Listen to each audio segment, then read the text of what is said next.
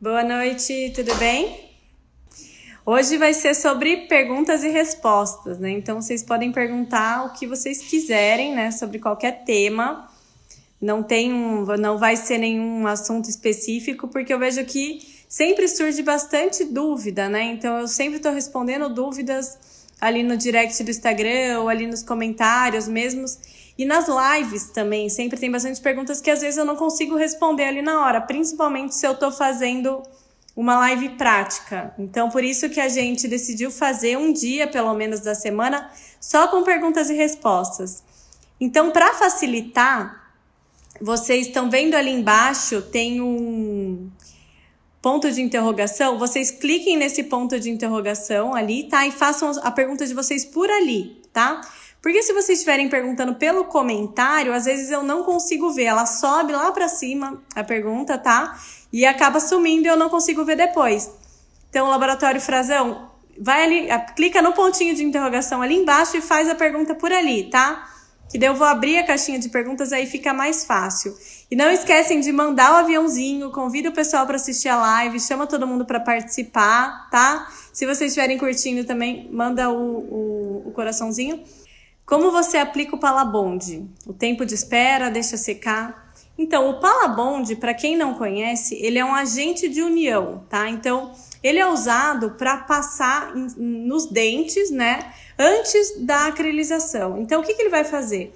Ele vai abrir as cutículas do dente, ele vai abrir os poros do dente para receber essa nova resina acrílica, tá? Então, ele é um primer.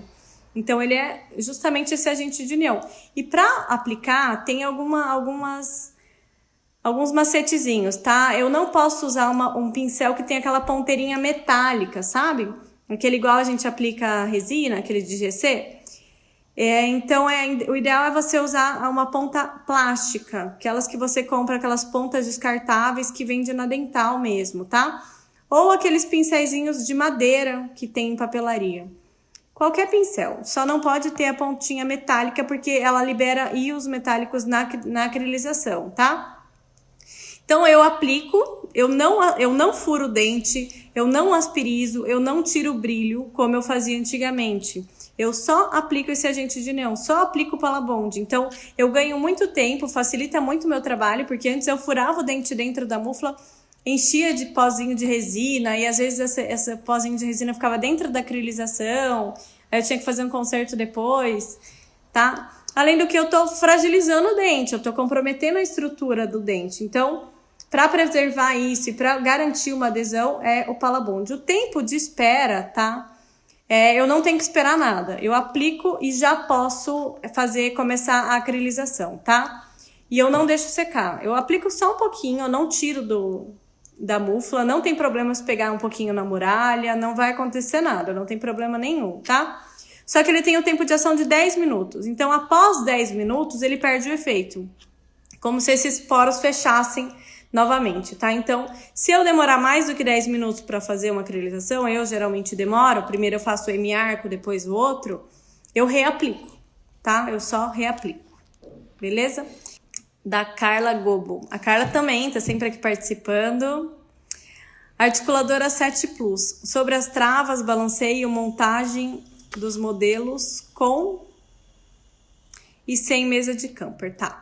Então, assim, se vocês forem procurar para comprar na Dental, tem o articulador A7 Plus e o A7 Fix. Eles são basicamente iguais, tá? O que muda?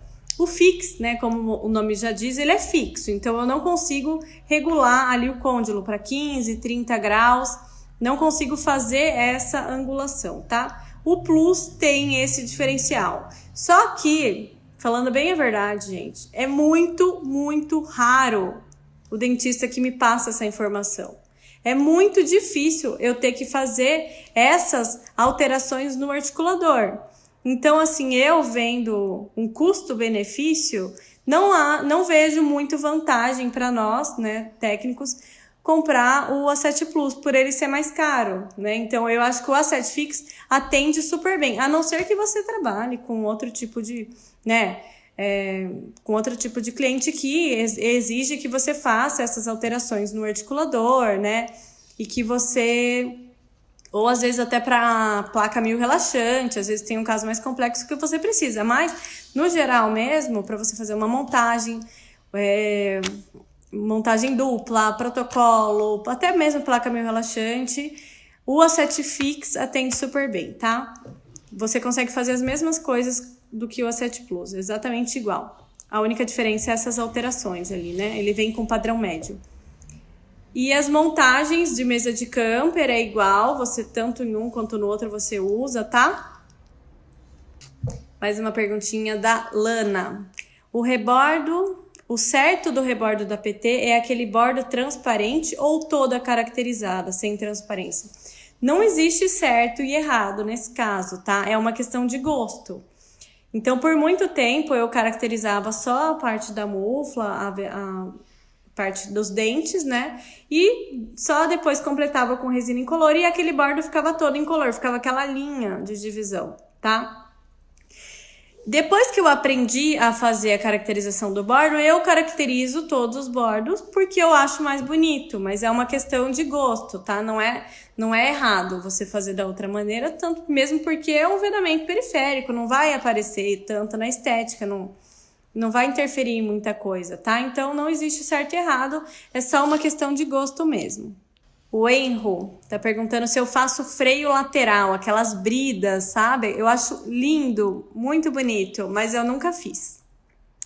Eu vejo que a Marlizinha faz, o Guto faz bastante também. Mas eu não faço, nunca fiz. Eu faço só o freio anterior aqui, tá? Mas eu acho bem bonito, bem legal. Ai, ai. O que você faz quando tudo dá errado? Ai, meu Deus do céu. Dá vontade de chorar, né? Às vezes dá vontade de chorar. Mas nem sempre adianta. Nunca adianta. Não adianta nada, né? Às vezes tem que começar do zero, né? Se tudo dá errado, dependendo do caso. Teve casos de acrilização que deu tudo errado, né? Teve casos ali antigamente, quando eu fazia barra antes, só colada com super bonder, sem análogo, saía tudo de posição, eu tinha que tirar todos os dentes, reacrilizar tudo de novo. Então depende da etapa que deu errado. Aí você vê quantas casas para trás você consegue voltar. Às vezes é possível, às vezes não, às vezes tem que começar tudo do zero, tá? Então às vezes acontece, gente. Depois que você vai pegando uma prática, assim, acontece menos, né? E daí fica mais difícil porque você aprende com os teus erros, mas errar faz parte do processo, tá? Olha, Juliana, essa pergunta é bem interessante. Vou gostar de responder. Ó, ela tá perguntando PT com reforço palatino. Você já fez?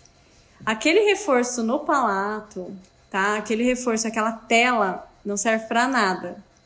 A única coisa que ela serve é para não separar a prótese no meio, para não dividir em dois, tá? Porque ela vai quebrar da mesma maneira. Porque pense aqui comigo, a força não tá no palato, a força não tá ali nessa região, né, de mucosa. A força maior, onde começa a quebrar, é nos dentes, é sempre nos dentes. Então, é ali que o paciente vai mastigar e ela vai trincar. Ela acaba trincando no palato porque ela tem essa tensão, essa flexibilidade. Aí a trinca vai daqui para frente para trás, tá? Então, tem um reforço que eu faço, que é um reforço interno. Então, eu incluo a mufla normalmente, como se eu fosse fazer uma acrilização normal, só que antes de acrilizar, eu faço um reforço fundido. Então, eu pego uma cerinha bem fininha e coloco bem em cima dos dentes, assim. Aí eu pego e faço um furinho em cada dente. Não precisa, tá? Mas eu gosto de fazer. Pra ficar mais fácil depois para eu posicionar também. Um furinho bem pequenininho com espruzinho de 1 milímetro e fundo esse reforço fundido.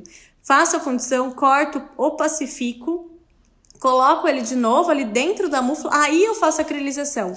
Além dele ficar imperceptível, a prótese fica muito mais bonita, muito mais leve, porque eu não tenho que engrossar o palato, tá? Pra caber aquela tela. Ela não quebra de jeito nenhum. Gente, eu nunca vi quebrar. Eu nunca vi, juro pra vocês, nunca vi quebrar uma prótese com reforço fundido embaixo dos dentes, tá? Agora, no palato, não adianta. Quebra mesmo. Ó, o Nildo tá perguntando, você sempre faz a rugosidade palatina? Nem sempre, tá? Depende muito do caso, tá? Porque assim, por mais que a gente saiba que a rugosidade palatina não existe por acaso, ela tem uma função, tá? Então a gente tem ela na natureza, Deus nos deu essa rugosidade por algum motivo. Então, qual a principal função da rugosidade palatina? Ai, meu Deus, me deu um branco agora.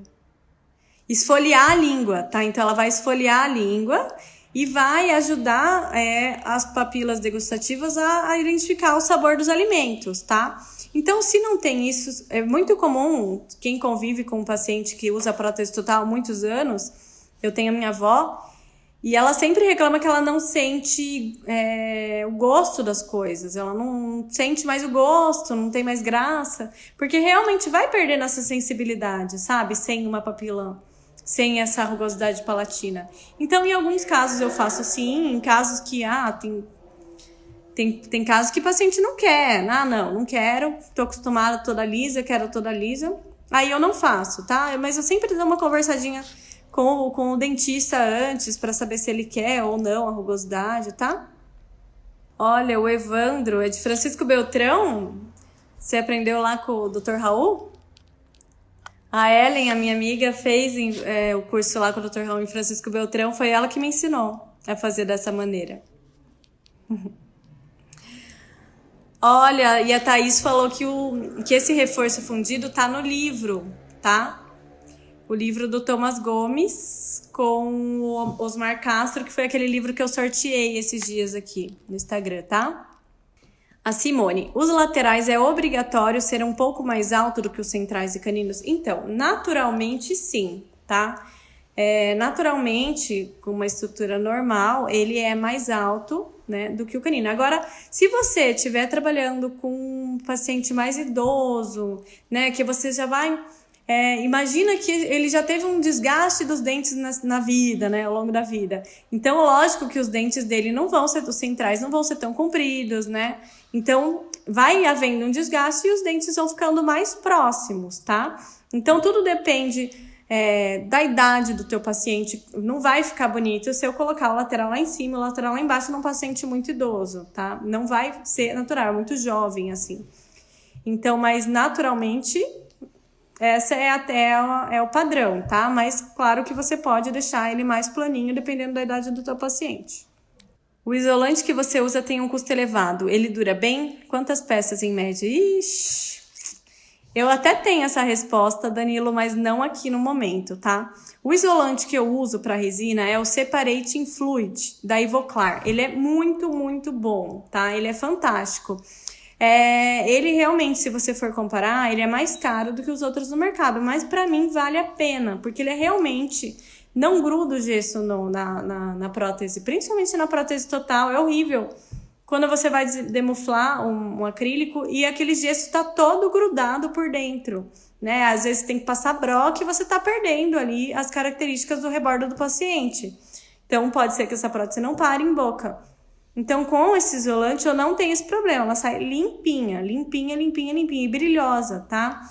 Então, não precisa ficar reaplicando várias vezes. É super tranquilo, ele rende bastante. Mas eu não sei te dizer agora em quantas peças, tá? Eu consigo usar.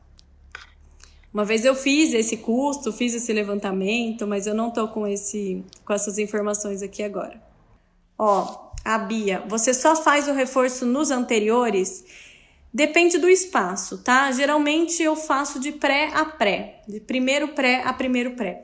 Se eu não tenho muito espaço, se eu vejo que lá atrás tá bem fininho, tem um tuber muito grande, eu faço só de canino a canino. Mas geralmente de pré a pré, tá? Depois que você faz o espaçador, ó, quem desenvolveu esse espaçador de espaço foi a Thaís Nogueira, ela tá aqui na live, tá? E tem até uma pesquisa dela comprovando a eficiência do espaçador de espaço nas inclusões. Depois que você faz o espaçador, você aplica a resina e já polimeriza ou abre e tira o excesso? Não, eu abro e tiro o excesso nas próteses totais, tá? Mesmo com o espaçador, eu abro, tiro o excesso da incolor e como eu faço o rebordo, o fundo de vestíbulo caracterizado, né? Eu tiro faço um recortezinho ali e completo mais um pouquinho para não ficar aquela linha de divisão. Aí eu não abro mais, tá? Aí o que extravasar fica ali no meio. E protocolo eu não abro, tá? Eu não abro para conferir depois que eu fecho com a barra. Então o espaçador ajuda bastante. Qual gengiva artificial você usa para os modelos de protocolo? Então, geralmente eu não uso os materiais próprios para gengiva, tá? Tem um silicone, que ele é um silicone, é um duplicador, na verdade, tá? Depois eu vou ver bem certinho o nome dele e eu tiro um print, tiro uma foto e coloco nos stories para vocês, tá? Mas ele é um silicone, tá? Com 2 líquidos eu misturo e faço a gengiva. Eu gosto bastante de trabalhar dessa maneira. Tem um outro silicone também, que esse é um silicone de moldagem que chama clonagem. E também é bem facinho, esse daí é mais fácil até, tá? Então tem o silicone e o catalisador, eu passo numa placa de vidro e com a ajuda de uma seringa eu aplico, tá? Eu já usei o Gengivax, não. Gengifest, mas eu achei ele muito rígido. Daí eu prefiro o outro. Nome do isolante: Separating Fluid, da Ivoclar. Se você pesquisar no Google lá, isolante da Ivoclar, você já vai ver o nome. Ele é um líquido rosinha, tá? Ó, o Tarcísio tá falando que o duplicador da GC é top. Também é legal, tá? Tem o da GC, tem aquele outro da... agora eu não me lembro a marca, mas tem vários desses, todos esses duplicadores, assim, os que eu já usei são muito bons, tá? Você faz placa base de prova no acrílico? Sim, eu faço placa base de prova com acrílico, é isso? Tá? Sobre implante e também as plaquinhas sobre o rebordo, eu faço também em acrílico, faço a técnica do pó e líquido. Para ela ficar bem justinha no modelo, tá? Boa noite, Sérgio. Na múfula para micro-ondas, até quanto de força podemos colocar na prensa hidráulica? 1 tonelada, tá? A gente não deve exceder 1 tonelada porque ela trinca. Você vai comprometer a tua múfula e também pode rachar a tua prótese por dentro, tá? Ou o modelo dentro da múfula. Então, não é recomendado que passe de 1 tonelada. A Juliana faz uma live mostrando o passo a passo desse reforço. Beleza, vou fazer. Assim que eu tiver um aqui no laboratório, eu faço uma live para vocês verem. É bem legal, é bem fácil. Nossa, é muito facinho de fazer, bem rapidinho. No livro tem lá, tá? No livro do Thomas Gomes com Osmar Castro, Clonagem Terapêutica, tem bem certinho esse reforço também. O que é cantilever, que você sempre fala? Cantilever, tá? Então, toda vez que a gente trabalha com prótese sobre implante, então, por exemplo, o inferior ali geralmente são de 4 a 5 implantes, tá? Então, o último implante, do último implante para lá, tudo que for pontico, tudo que tiver com uma extensão sem um outro implante dando essa ancoragem, é chamado de cantilever, tá? Então, finalizou o último implante, toda essa extensão distal é chamada de cantilever, porque eu não tenho nenhum outro implante para ancorar ele ali, tá? Então, por isso que essa força, ela tem que ser bem, vocês têm que medir bem certinho, tá? Para não exceder o comprimento dele, tá? Porque senão ele pode trincar, pode quebrar o protocolo, né? Se o protocolo for até barra metálica, pode vir a fraturar e também pode comprometer a osteointegração desse implante. O paciente pode até perder o implante por conta da força mastigatória, tá? Então, o cantilever é esse que excede. Como você faz as suas coroas provisórias alto? Qual técnica? Eu não faço muito provisório, viu? É muito raro eu fazer provisório. Mas quando eu fiz lá atrás, eu faço no próprio modelo mesmo, tá? Eu faço enceramento, corto a úcula, né? Corto a úcula primeiro, faço o enceramento do dente. Depois eu tiro e faço uma muralha de silicone. Então, de Zeta Labor ou qualquer outro silicone. Faço uma base, faço umas canaletas e faço outra por cima. E daí coloco na panelinha, primeiro uma cor só, depois tiro do acabamento e faço a incisão, tá? Mas é muito raro eu fazer provisórios. Quanto tempo depois de prensada você espera para colocar para cozinhar?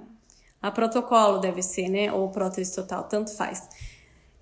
12 horas de prensagem, tá? Então, assim, eu já me programei a deixar esse tempo no laboratório. Então, eu sei que quando eu tenho que fazer uma acrilização, eu faço no final da tarde, deixo na MUF, deixo na prensa a noite toda.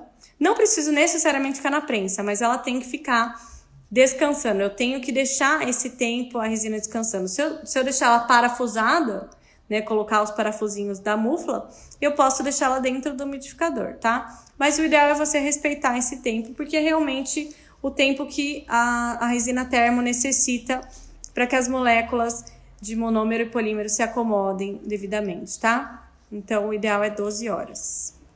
Ah, essa pergunta é legal, hein? Tarcísio.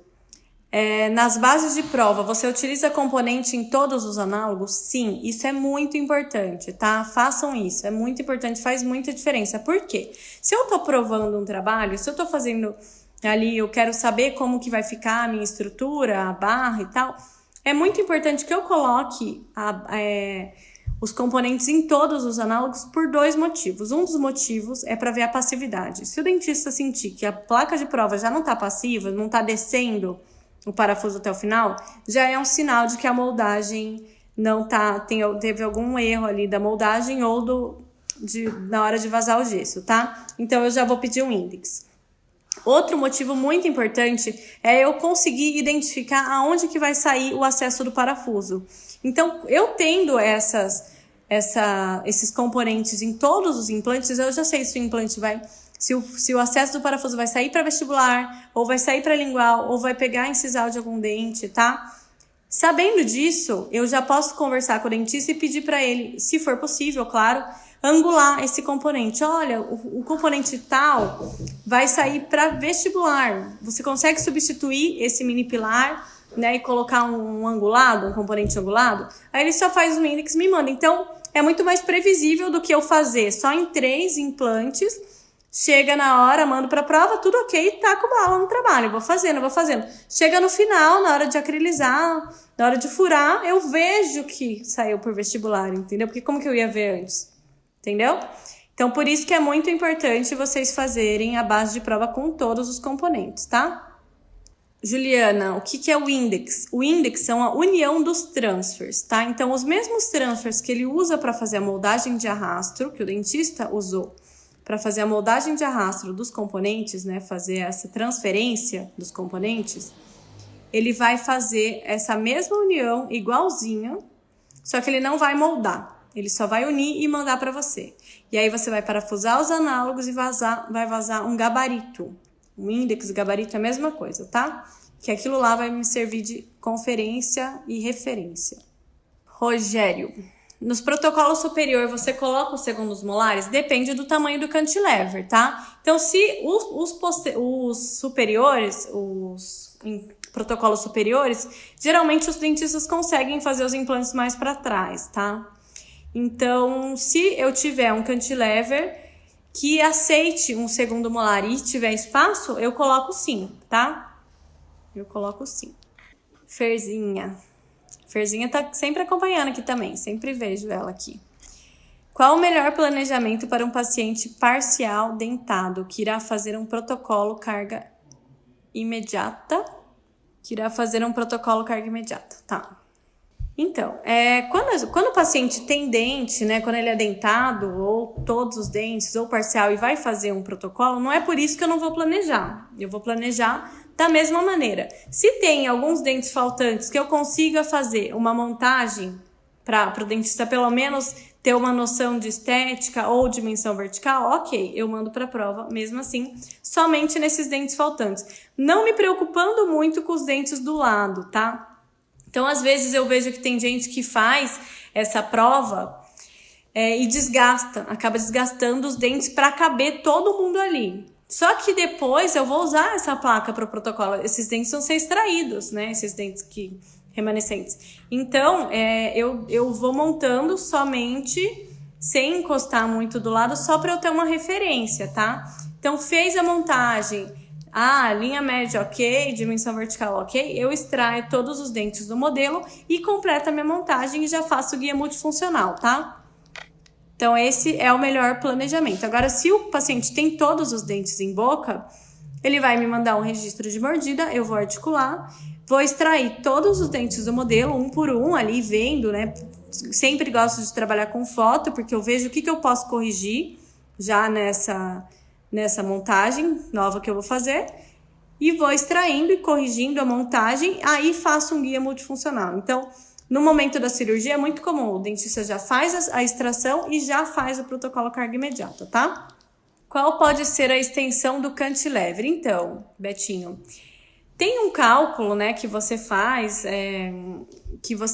quanto mais reto os implantes forem, mais em linha reta eles estiverem, menor é a extensão do cantilever, tá? Agora, se eles estiverem mais divididos em arco, tá? Você pode deixar ele um pouquinho maior, mas eu nunca ultrapasso 20 milímetros de cantilever, tá? De 15 a 20 milímetros. Se eu vejo que os implantes estão todos retinhos, um do ladinho do outro, todo coladinho, aí eu deixo 15 milímetros de cantilever. Se eu vejo que eles estão bem distribuídos, está fazendo uma curvatura do arco legal, vai ter uma distribuição de força legal, aí eu coloco 20 milímetros, tá? Como prever a dimensão necessária para protocolo em casos de pouca DVO? Então, quem vai estabelecer a dimensão vertical e vai nos dizer qual que é a dimensão necessária e a correta do paciente é o dentista. A gente não tem como ter essa informação no laboratório, tá? Então, isso depende muito de caso para caso. Tem casos que são realmente super limitados, não tem espaço para nada. Por isso que é bem importante o planejamento reverso, porque se o dentista tá vendo que não tem espaço para nada, ele vai lá e tenta tirar um pouquinho mais de osso, né? Fazer uma osteotomia um pouquinho maior, para a gente não ter aquele protocolo que seja um problema, que viva quebrando o dente, tá? Então, não tem como prever a dimensão necessária, tá? Não tem como. É só o dentista para dizer realmente qual que é a dimensão vertical correta para cada paciente. Grey. Você percebe a diferença quando faz a barra em cera ou em patter? Então, eu sempre faço em patter, tá? Eu sempre trabalhei dessa maneira, sempre usei resina patter e gosto bastante, tá? Eu nunca fiz em cera, assim, para poder comparar a diferença, tá? Para saber qual que expande mais ou contrai mais. Tem gente que fala que a cera é mais fiel, tem gente que fala que a resina patter é mais fiel. E eu gosto bastante da resina patter, me dá bastante segurança. Mas não que o outro jeito seja errado, tá? Pergunta interessante essa, hein? Eric.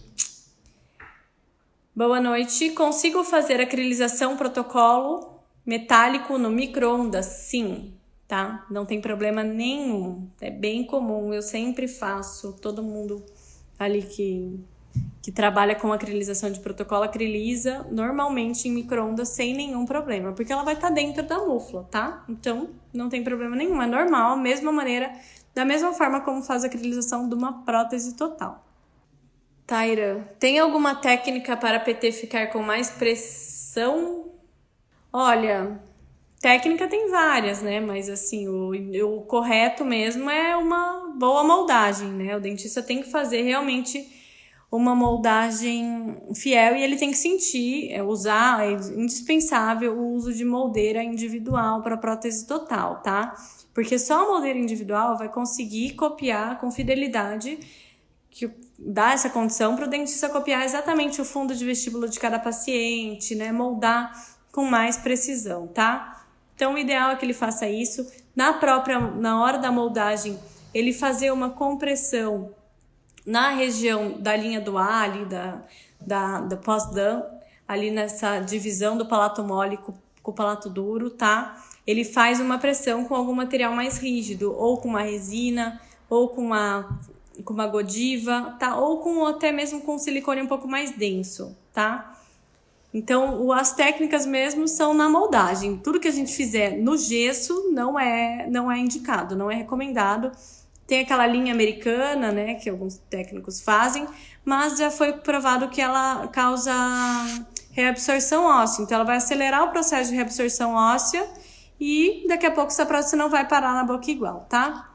Então, o mais indicado é realmente na moldagem o dentista tomar esses cuidados.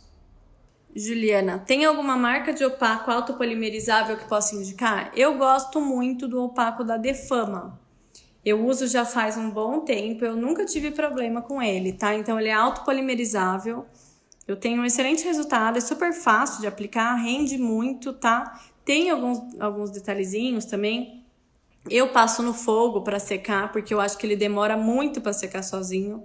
Então, eu passo ele no fogo de leve, assim, bem de levezinho, assim, só no calorzinho do fogo. Ficou com a mão, assim, tá? Tranquilo, nada que aqueça muito. Tem gente que usa secador de cabelo também pra esquentar esse opaco, tá? É bem fácil de aplicar, bem tranquilo. Se a prótese total, deixe descansar por 12 horas na prensa hidráulica. Você recomenda? Sim, com certeza, tá certíssimo. É isso aí. Esse é o ideal, tá? O indicado. Para transferir os dentes depois da barra pronta, como que você costuma fixar os dentes na muralha? Com cera, tá? Então, eu fiz já a transferência dos dentes ali, né? Fiz a minha barra, fiz a fundição. Depois, para transferir novamente esses dentes na barra, é com cera mesmo que eu uso, tá? Eu coloco no articulador e jogo cera quente, só o suficiente para grudar os dentes na barra, tá? Não colo com super bonder nada, senão não vai sair nunca mais. Vai ser difícil, mas com a cera é bem tranquilo. A Débora, alguma solução para o esmalte da unha não sair com líquido alto? Olha, Débora, só se você usar esmalte em gel, aqueles esmalte fotopolimerizável, aí não sai com líquido alto, porque esmalte normal, sinto muito, mas sai tudo. E fica toda pintada a tua resina também. A Márcia, quais os cuidados a serem tomados para que a PT tenha uma perfeita adaptação em boca? Então, é uma série de cuidados, tá? É um complementa o outro. Então, o primeiro cuidado, o molde, tá? O dentista tem que fazer o molde da maneira correta, ele tem que usar um material bom, que copie bem. Eu sempre gosto de silicone, prefiro muito mais do que pasta zinquenólica, tá? Então, com o moldeiro individual, ele faz o vedamento periférico, ou com silicone pesado, e depois ele reimprime com um silicone mais fluido, tá? Isso, né, o dentista ali, ele vai saber melhor do que a gente. Chegando no laboratório, eu faço um encaixotamento do molde, né? Então, eu vou preservar o fundo de vestíbulo ali que o dentista moldou do paciente. Então, faço o encaixotamento do molde, uso um gesso zero expansão, todos os gessos expandem, tá? A maioria dos gessos expandem. Então, é bem indicado que vocês usem um gesso zero expansão para que você tenha um modelo 100% fiel. Porque se eu usar um outro gesso, eu vou estar criando um modelo maior do que a boca do paciente. Então, a chance dessa prótese ficar folgada é muito grande, tá? Então, esse é outro passo bem importante. O gesso. Beleza, o gesso, ok. Outro passo bem importante é o tempo de prensagem. Isso faz muita diferença, tá? Então, fiz a acrilização, deixo 12 horas na prensa para realmente as moléculas de monômero e polímero se acomodarem devidamente. Faço o ciclo de polimerização correta. E outra coisa muito importante é deixar ela esfriar naturalmente, tá? Então, depois da polimerização, eu deixo ela esfriar naturalmente, sem forçar o resfriamento, tá? Então, esses são os pontos principais, tá? Para que você tenha uma perfeita adaptação da prótese total. Vanderlei, as placas oclusais de bruxismo você faz direto no modelo ou duplica o modelo? Eu faço direto no modelo. Eu insero primeiro no modelo, faço todos os ajustes, todas as guias em cera, depois eu incluo com o próprio modelo. Eu não duplico o modelo. Depois, claro que o modelo se perde, ele quebra, mas nunca nenhum dentista reclamou disso, tá? Então eu acho que é mais fiel eu fazer no próprio modelo do que duplicar, porque é mais uma chance de alguma coisa acontecer errado ali no meio do caminho, tá? E caso não adapte, o dentista faz um novo molde, tá? Tranquilo. A Patrícia tá perguntando, você sempre monta os seus casos na mesa de camping? De camper? Pessoal, então, depende, tá? Eu prefiro o arco facial. Então, eu sempre peço pro dentista tirar o arco facial do paciente. Porque o arco facial, ele vai me dar muito mais precisão. Eu vou conseguir transferir pro articulador o correto posicionamento da maxila do paciente. Então, eu vou ter uma coisa mais fiel. Agora, se o dentista não me mandar arco facial, por qualquer razão, eu não tenho arco facial, eu articulo em mesa de camper. Sempre que eu não tenho o arco facial, tá? Mesmo que seja com dente, mesmo que não seja PT dupla, mesmo que eu não vá montar os dentes em mesa de camper, eu monto realmente para eu ter essa inclinação média, vai facilitar muito o meu trabalho, tá? Deixa eu ver aqui mais umas perguntinhas. Pessoal, acho que não vai dar tempo de responder todas, hein? Mas semana que vem tem outra dessas. Não percam. O Nildo tá perguntando, você funde a sua barra em monobloco ou em partes? Eu fundo em monobloco, porque a técnica que eu uso é uma técnica sem solda, tá? Então, é uma técnica de adaptação 100% passiva, tá? Aonde eu vou cimentar os componentes, eu vou cimentar os intermediários metálicos depois da fundição, tá? Então, ela é sem solda, não tem nenhum problema, então eu fundo ela tranquilamente em monobloco, abro ela tranquilamente e depois eu faço essa cimentação. Então, ela compensa por meio do cimento qualquer desadaptação da estrutura, tá? Por isso eu faço ela em monobloco. Qual gesso zero expansão você usa? Eu uso para articulação, eu uso o Zero Art, tá? É um gesso da Dentona, que a Dental News importa. E para prótese total e modelos de implante, eu uso o Zero Stone, tá? Então, ele é um gesso indicado para implantes, mas ele funciona muito bem para prótese total. Ele é fantástico para prótese total, tá? Eu aprendi a usar esse gesso, aprendi essas dicas na especialização que eu fiz com a Thaís, com o Alker, com o Fred lá em São Paulo, tá? Então, realmente, esse gesso faz muita diferença no trabalho. Antes, quando eu só usava gesso pedra para vazar os modelos de prótese total, porque eu tinha pavor de gesso especial nas próteses totais, porque na hora de demuflar quebrava a prótese, né? O gesso não, o gesso estava ali inteirinho, bonitinho, e a prótese quebrava. Esse gesso não tem esse problema porque ele não tem esse grau de dureza, tá? Ele não é tão duro quanto um gesso especial, um tipo 5, tá? Mas ele me dá o mais importante, que é a zero expansão, tá? Então eu tenho realmente um modelo fiel. Vanderlei, você acha correto aplicar o Megacil na base dos protocolos? Eu não vejo necessidade, tá? Eu sempre trabalho as bases do protocolo bem convexas, tá? Elas bem lisas, o mais lisa possível. Então, eu dou sempre um bom polimento. Então, eu não uso, tá? Eu não uso Megacil.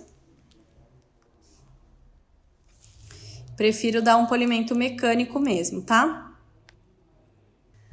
As suas dicas estão fazendo que eu mude o nível dos meus trabalhos, Ale. Ah, que bom, que bom. Fico bem feliz, muito obrigada.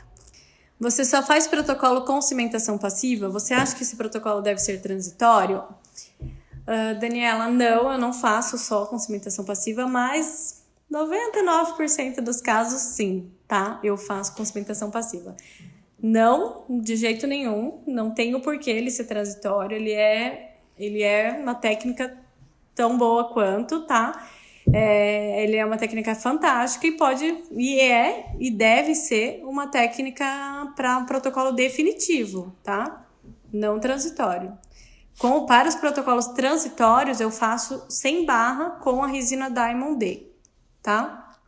Por que você não abre os protocolos para conferência? Por quê? O jeito que eu incluo, tá?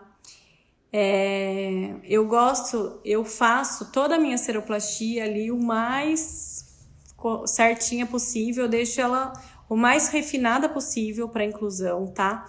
Aí eu incluo a primeira base com gesso, só com gesso, tiro o protocolo dali e deixo ela totalmente lisa, totalmente rente na vestibular, para não formar aquela emenda. Como eu caracterizo só a vestibular no protocolo, eu não caracterizo a lingual, somente a vestibular, eu não quero que fique aquela emenda, tá, no protocolo, que fica bem ali e vai ficar feio o trabalho.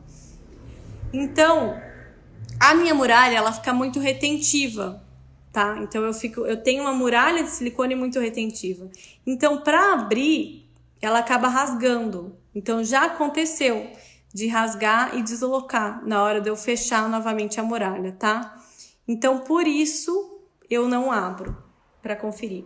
Na prótese total, como ela tá coladinha no modelo, bonitinha lá, tranquilo, ela não tem essa retenção como num protocolo, que ela faz a voltinha, eu sempre deixo, né, o protocolo terminando em 0 ali, bem certinho. Só por isso, tá? Mas as próteses totais eu gosto de abrir sim para conferir. Gostaria de saber qual resina você usa para prensar protocolos quando são feitos sem gengiva. Olha, protocolos sem gengiva é complicadinho você acertar a cor, né? Porque nem sempre a cor do dente vai bater com a cor da resina. Então, uma resina que eu gosto de usar é a Biotone. A Biotone, eu acho que ela bate melhor, assim, com os dentes do que uma VIP, né? Ou essas outras resinas. Geralmente, eu uso Biotone quando eu faço protocolo sem gengiva, tá? Mas você tem que ver, fazer um teste, comparar bem certinho a cor do dente para ver se ele vai mascarar, se ele não vai ficar aquela linha de cor diferente ali, aquela transição. Boa noite, poderia falar um pouco sobre a linha da mesa de camper, como usar? Pessoal, a mesa de camper, eu acho que tem até uma postagem. Eu acho que eu fiz no Stories, eu acho que no feed não tem, não. Vou ver para fazer no feed, tá? Mas se vocês olharem a mesa de camper, ela tem umas linhas de marcação em cima dela, tá?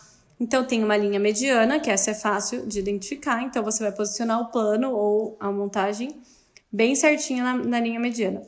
E ela tem 3 linhas, tá? Ela tem 3 linhas horizontais, assim, tá? O que significa essas 3 linhas?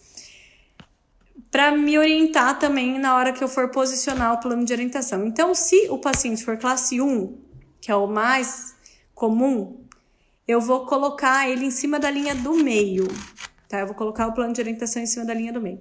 Se o paciente for classe 2, tá? Que é quando os dentes, a maxila é mais projetada do que a mandíbula, tá? Classe 2, eu vou colocar na linha da frente, a linha de fora da mesa, tá? Se o paciente for classe 3, onde a mandíbula é mais projetada do que a maxila, eu vou colocar na linha de trás, tá? Então, essas marcações aqui são geralmente para você colocar classe 1, classe 2, classe 3, tá?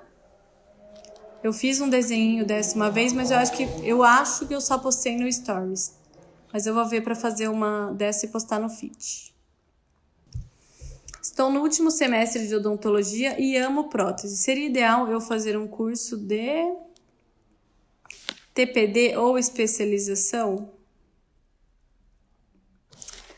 Olha, se você quer trabalhar e fazer os seus próprios trabalhos no consultório, eu indico que você faça, sim, alguns cursos. Você pode fazer a especialização, não precisa necessariamente fazer o curso técnico. Porque o curso técnico você vai ter vários conteúdos que você já aprendeu na faculdade, né? Então, se você fizer só esses cursos livres, todos esses você pode fazer tranquilamente. E se você quiser fazer a especialização em prótese total, dá para fazer para dentista também, tá? Tranquilo. Que aí você tem um conhecimento maior para você mesmo fazer os seus trabalhos ou orientar alguém que faça os seus trabalhos, tá? Pessoal, tá acabando! Viu? Vai acabar. Vai cortar a live aqui. Como sempre, em todas as lives dessa maratona, vamos fazer um print tá? Vocês façam aí um print da tela, eu vou fazer uma pose e vocês me marquem nos stories que eu vou repostar, tá? Se vocês gostaram da live, façam um print e me marquem, tá? Vai, 1, 2, 3 e já! Pessoal, printa lá e me marca nos stories que eu vou repostar, tá? Então, eu queria agradecer a todos a participação. Não consegui responder todas as perguntas, tinha bastante pergunta ali, mas muito obrigada por todas. Quarta-feira que vem tem de novo essa live de perguntas e respostas. Depois me falem lá o que vocês acharam, se vocês gostaram. O que vocês acharam desse formato de live, só de perguntas e respostas, se vocês estão gostando, tá? E não esqueçam de se inscrever para o evento, o melhor protocolo da sua vida. Vão lá no meu perfil que tem o link ali, tá?